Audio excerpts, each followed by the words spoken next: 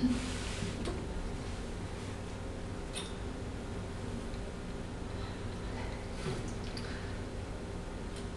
many of you have heard that the American presidency is the most powerful position in the world?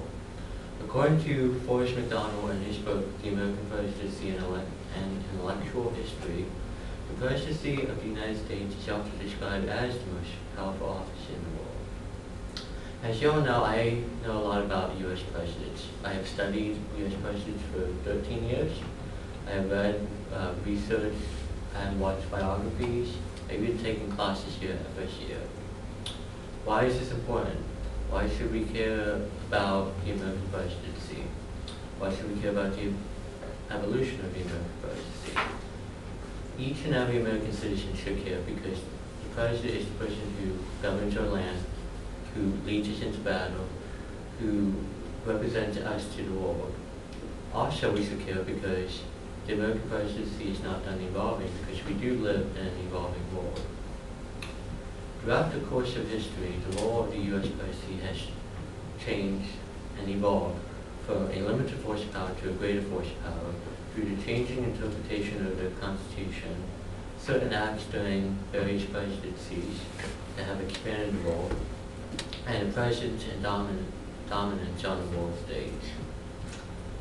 Let us begin with the changing of the interpretation of the Constitution. The Founding Fathers did not intend for the President to be a powerful position.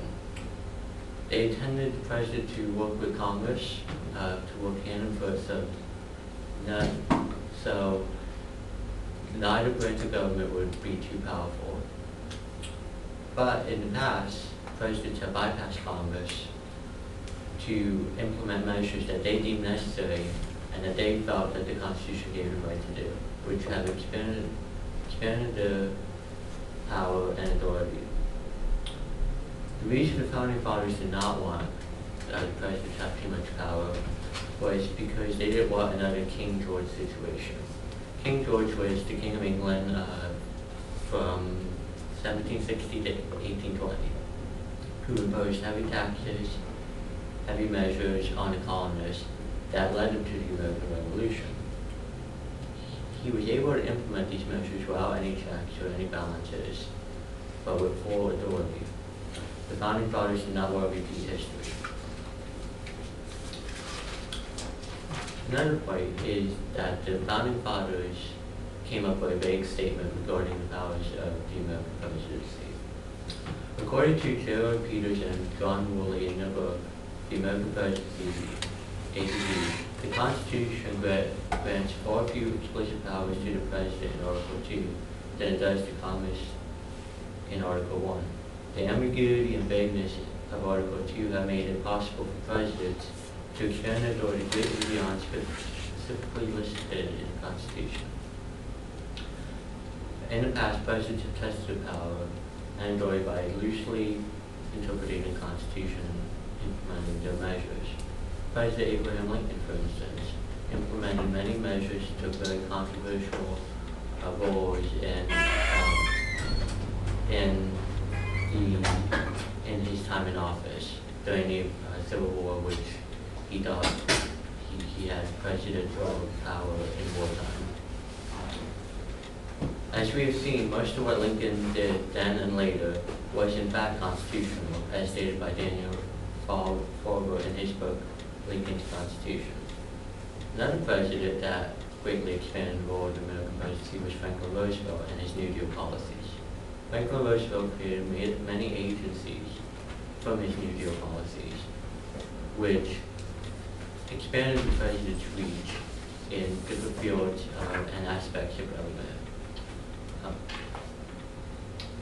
which since then the presidential authority has only grown from those agencies. Finally, the president has become a major player on the world stage. In early years, between about 1918 and 1919, President Woodrow Wilson created the idea of a League of Nations, where it would be a collective body of people from different nations coming together to solve problems, to prevent another crisis such as the World War. His efforts here in the United States, however, failed, and he was unable to continue his efforts to get that ratified in the United States because he became sick and was unable to carry out most of his duties. But just 25 years later, 26 years later, the United Nations was established.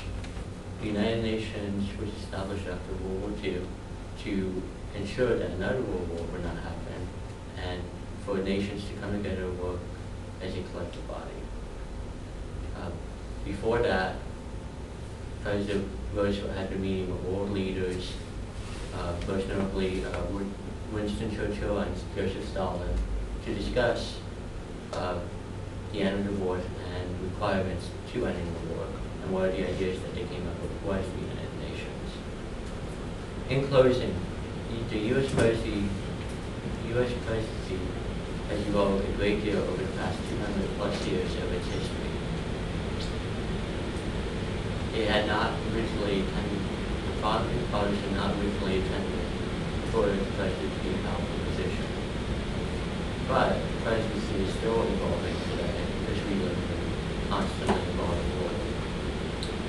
It is through the changing interpretation, acts during presidencies, that expand the role, and U.S. dominance on the world stage is what allows us to continue to evolve.